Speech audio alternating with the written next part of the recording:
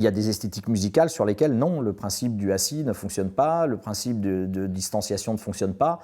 Donc il faudra peut-être qu'effectivement avoir entre guillemets les couilles de nous dire que nos événements, pour l'instant, tant que l'épidémie, alors si elle dure 3, 4, 5, 10 ans, j'en sais rien moi, ne sont plus possibles quoi. Maintenant c'est vrai que des fois dans nos têtes on se dit mais là on s'attend à peut-être je ne sais pas quoi.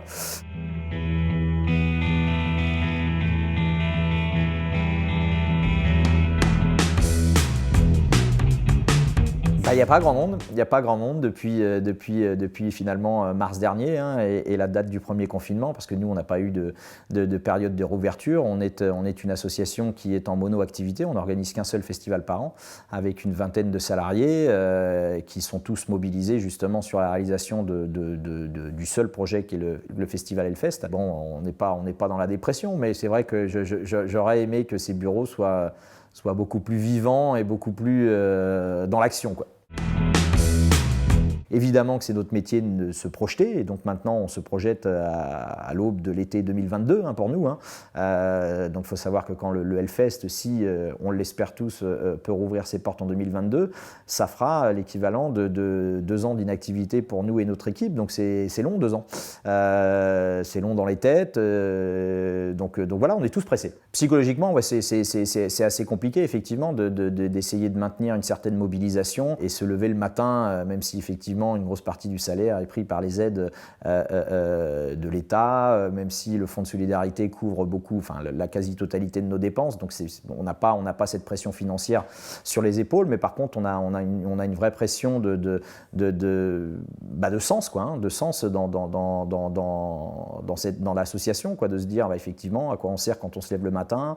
Donc voilà, il y a des sentiments mêlés d'angoisse un petit peu, de stress, l'accompagnement aussi. Moi, j'étais pas forcément préparé à accompagner autant de salariés dans cette situation où les gens sont un peu perdus, où les repères effectivement qu'on avait tous depuis maintenant une quinzaine d'années disparaissent. Et donc voilà. Donc après, je suis pas du tout là pour me plaindre parce que on a cette chance d'être un festival maintenant bien identifié. On est énormément soutenu, que ce soit par l'État, par les collectivités, par nos partenaires, nos mécènes. On travaille sur une esthétique musicale quand même dont on est tous passionnés. Donc voilà, on est juste pressé effectivement qu'on nous donne un fameux gong en nous disant ça y est, c'est bon, c'est reparti, c'est derrière vous, vous pouvez reprendre votre rythme que vous avez connu durant les 15 dernières années. J'ai entendu Madame la Ministre essayer de nous convaincre de nous réinventer, mais aujourd'hui, l'ADN des festivals, c'est effectivement ce contact, ce rassemblement de personnes. Et il y a des esthétiques musicales sur lesquelles non, le principe du assis ne fonctionne pas, le principe de distanciation ne fonctionne pas.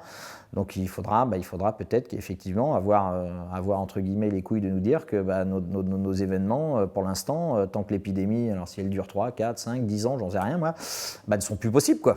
On a une prochaine étape qui est quand même importante, c'est celle de la campagne de vaccination et on verra les résultats qu'apporte cette campagne.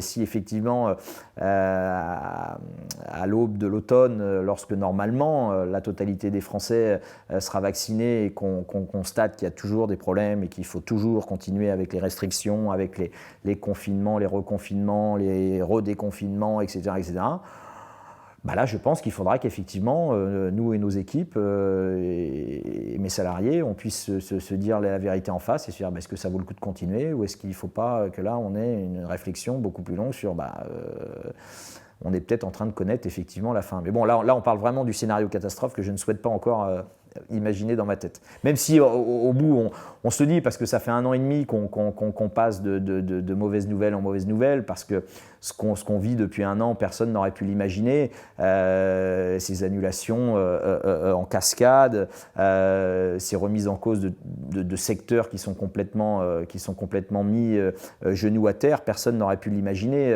il y a quelques mois. Et voir que ça continue, maintenant c'est vrai que des fois dans nos têtes on se dit mais là on s'attend à peut-être je ne sais pas quoi, donc on verra.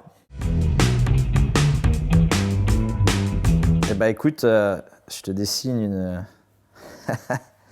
malgré mes piètres qualités de dessinateur, une sorte de boule de cristal qui est un petit peu synonyme de mon impatience à connaître ce que les futurs mois nous amènent, parce que effectivement, mon état d'esprit aujourd'hui serait de l'impatience mêlée à un peu d'anxiété, évidemment, mais aussi beaucoup d'optimisme, puisqu'espérer que le futur soit souriant pour nous. Donc voilà, si seulement je pouvais avoir ce pouvoir d'avoir une boule de cristal qui me permettrait de savoir et de rassurer d'ailleurs la France entière, voire le monde entier sur les beaux jours qui nous attendent dans les futurs mois. Voilà. C'est vraiment très mal dessiné, puisque je ne sais pas du tout à quoi ressemble une boule de cristal.